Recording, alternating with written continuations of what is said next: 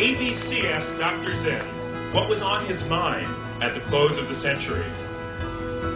He answered in part, "What I'm thinking about is the need to have the next century not filled with war.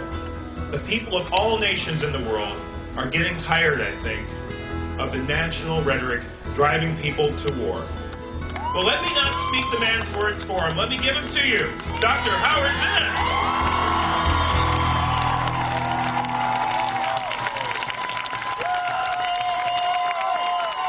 I haven't seen a crowd like this, really, for a very long time. And it's really heartening to be here. This is democracy. And democracy is not there. Democracy is not in the White House. We can't find democracy in Congress or the Supreme Court. This is where democracy is, places like this all over the country.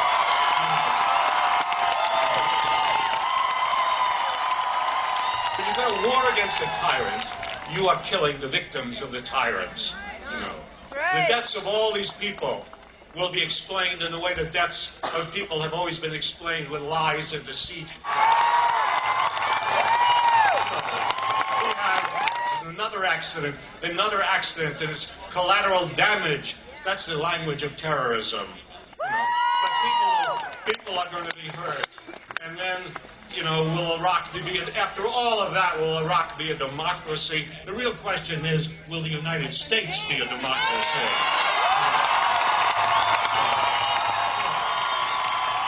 And so if we go to war, you know, we may not lose many Americans. All that we'll lose will be the soul of America. You know. We live in a beautiful country that's been taken over by men who have faith in guns and bombs, and I think we will need to take our country back. Thank you.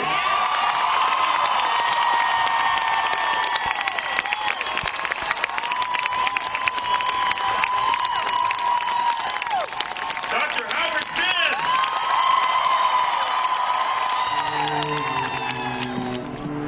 I suppose what it suggests to us is that we have a big job to do, a very big job to do. These things, the good things that have been done, the reforms that have been made, the wars that have been stopped, the women's rights that have been won, the racism that has been partly extirpated in society, all of that was not done by government edict. It was not done by the three branches of government. It was not done by that structure which we learn about in junior high school, which they say is democracy. It was all done by citizens' movements. And then keep in mind that great movements in the past have arisen from small movements, from tiny clusters of people that have gotten together here and there. If you have a movement strong enough, it doesn't matter who's in the White House. What really matters is what are people doing, and what are people saying, and what are people demanding, you see.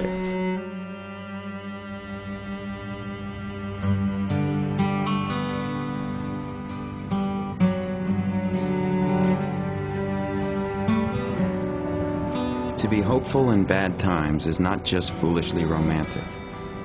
It is based on the fact that human history is a history not only of cruelty, but also of compassion, sacrifice, courage, kindness. And if we do act, in however small a way, we don't have to wait for some grand utopian future. The future is an infinite succession of presents, and to live now, as we think human beings should live, in defiance of all that is bad around us, is itself a marvelous victory.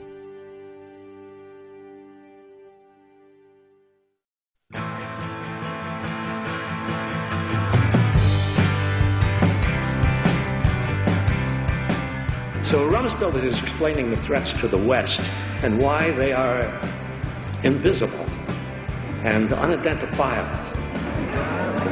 And he says, I'm quoting him now, because I could not make this up. There are things that we know, and there are known unknowns. That is to say, there are things we now know that we don't know. But there are also unknown unknowns. These are things we do not know we do not know. He goes on to say, simply because you do not have evidence that something exists doesn't mean that you have evidence that it doesn't exist.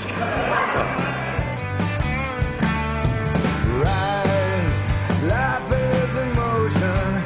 I'm stuck in line. Oh, rise. You can't be neutral on a moving train. One day the symptoms fade. Think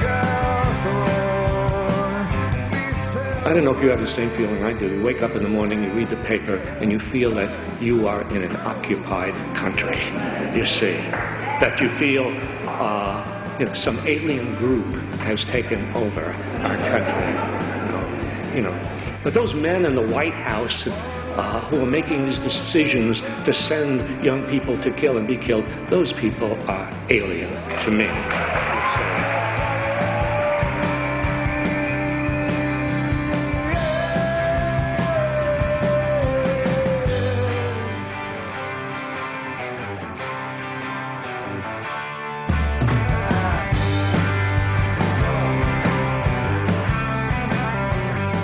The secret is people. The secret is people getting together. The secret is telling the truth. The truth is powerful, and it can only be suppressed for so long. And the truth gets out, and when the truth gets out, a power is created that is greater than the power of the guns and money that a government possesses. You see.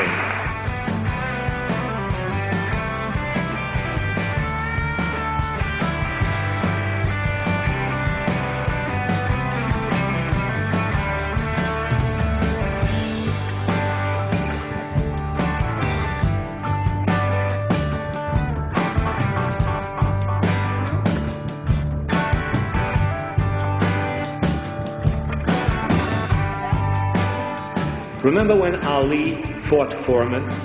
He seemed asleep, but when he woke up, he was ferocious. So will the people wake up.